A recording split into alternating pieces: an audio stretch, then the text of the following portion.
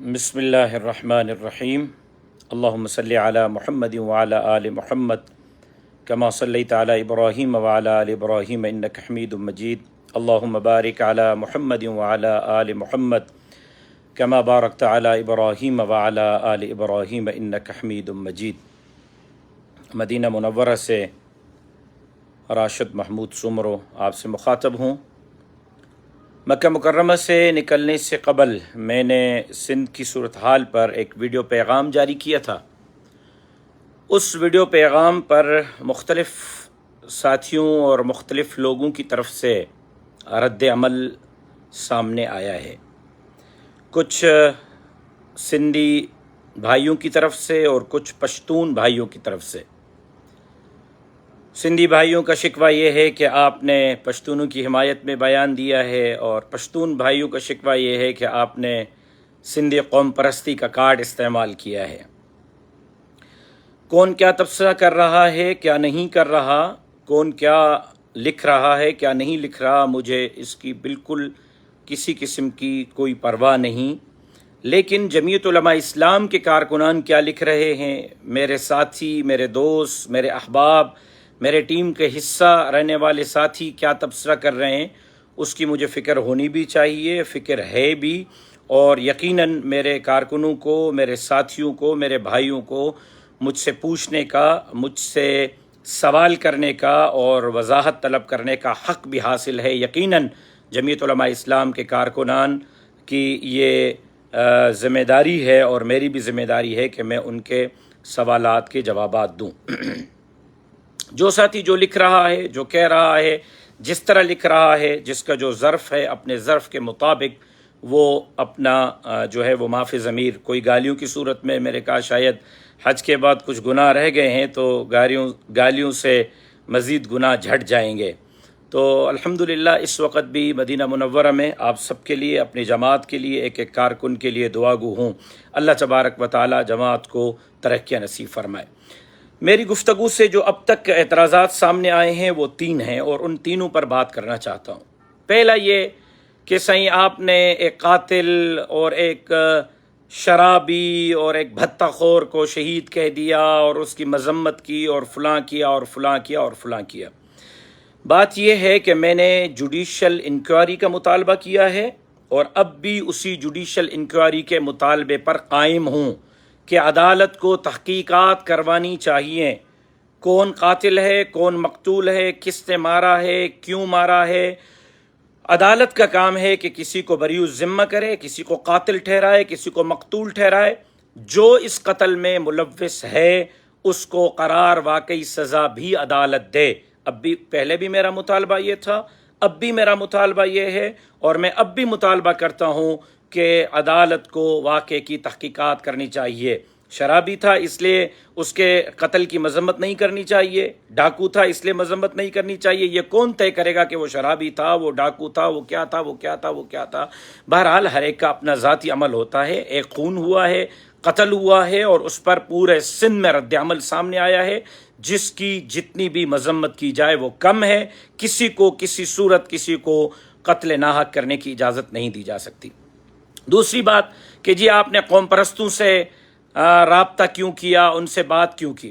کیونکہ یہ جو اس قتل کے جواب میں رد عمل سامنے آیا، جس پر ہمارے پشتون بھائیوں کے املاک کو نقصان پہنچایا گیا، ان کو گاڑیوں سے اتار کر واپس بھیجا گیا، پھر لڑائیاں ہوئی ہیں، فائرنگز ہوئی ہیں، یقیناً یہ سارا کام وہ جماعت یا ان کے کارکن یا وہ ساتھی کر رہے تھے جن کا زیادہ تر تعلق پشتون قوم پرست جماعتوں سے تھا، سندھی قوم پرست جماعتوں سے۔ میں نے جب سندھی قوم پرست جماعتوں کے لیڈران سے بات کی ہے اور ان کو اس بات پر قائل کیا ہے کہ سندھ نے ہمیشہ مذہبی، لسانی، مسلکی، قبائلی بنیادوں پر آگ کو مسترد کیا ہے، آگ کو بجھایا ہے، اور سندھ ہمیشہ صوفیوں کی، اولیاء کی، بزرگوں کی سرزمین رہی ہے۔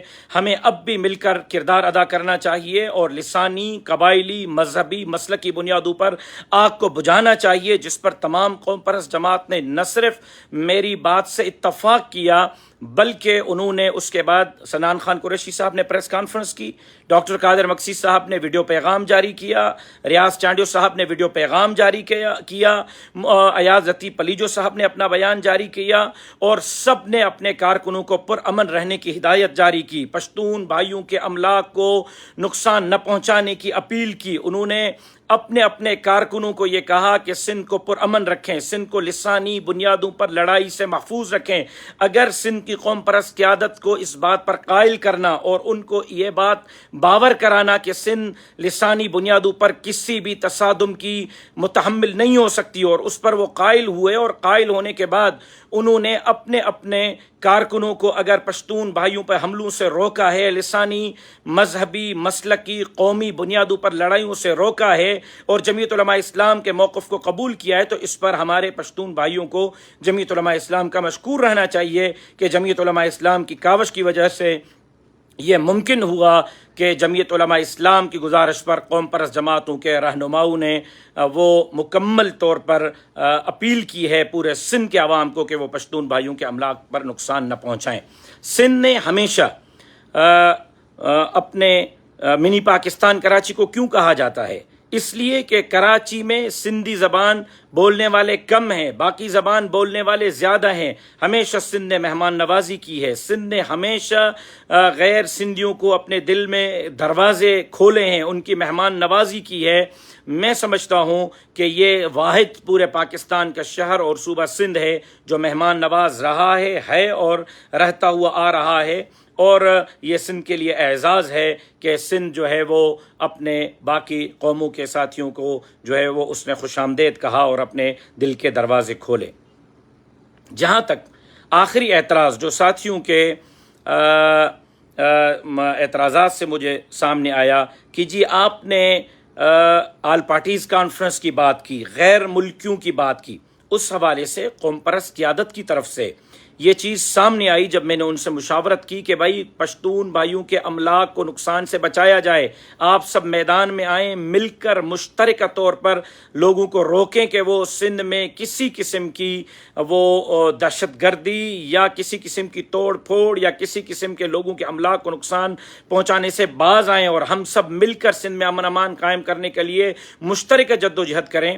تو ان کی طرف سے یہ ایک بات سامنے آئی کہ سندھ میں بسنے والے غیر ملکی، جس میں افغانی ریفیوجیز ہیں، جس میں باقی مختلف ممالک کے لوگ ہیں، کافی ممالک کے، اس حوالے سے ان کا خیال یہ تھا کہ آل پارٹیز کانفرنس ہونی چاہیے، اس پہ ہم سب بیٹھ کر بات کریں کہ سندھ کے اندر بسنے والے غیر ملکی سے مراد باہر ممالک کے لوگ ہیں، غیر ملکی سے مراد پاکستان کے لوگ نہیں ہیں۔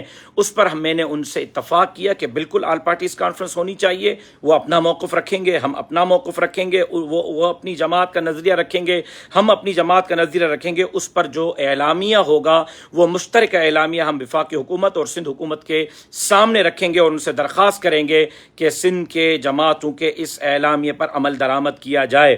میں سمجھتا ہوں کہ ساتھیوں نے میرے اس بیان کو ایک مرتبہ پھر سنیں، ٹھنڈے دماغ سے سنیں، اور جو میں نے اپیل کی ہے اس اپیل پر جمعیت کے کارکن بجائے تنقید کرنے کے عمل کریں۔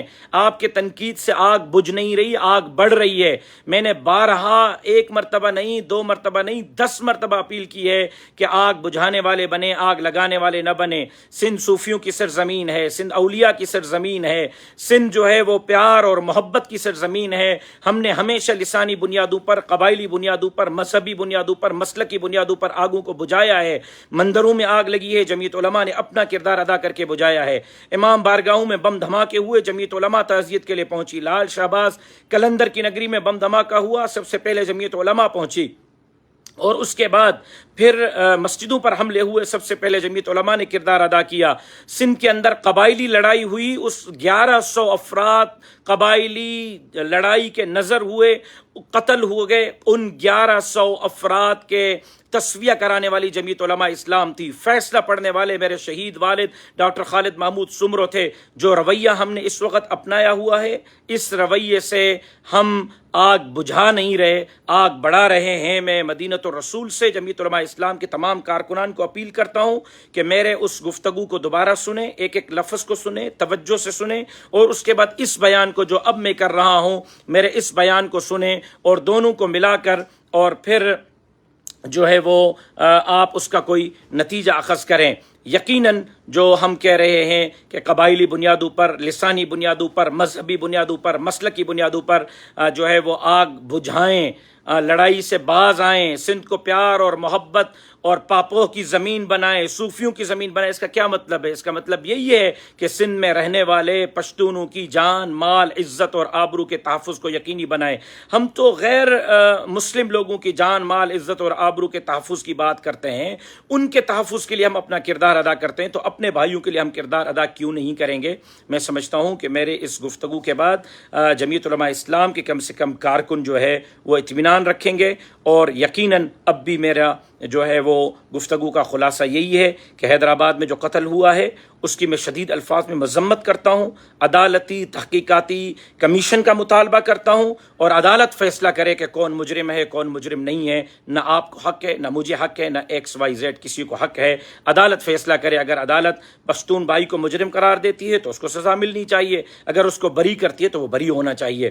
دوسری بات کہ اس معاملے کے آڑ میں ہمیں پشتون اور سندھی لڑائی کی طرف نہیں جانا چاہیے۔ جس طرح پہلے ہم قبائلی بنیادوں پر لڑائیوں میں گھرے رہے، جس طرح پہلے ہم مہاجر سندھی لڑائیوں پر گھیرے رہے، اب ہمیں نئی لڑائی کی طرف نہیں جانا چاہیے۔ سندھ نئی لڑائی کی متحمل نہیں ہو سکتی۔ اور تیسری بات کہ اگر قوم پرست جماعتوں کو کسی بھی معاملے پر کوئی تحفظ ہے تو ان کو اس تحفظ کو سامنے رکھنے کی اجازت ہے۔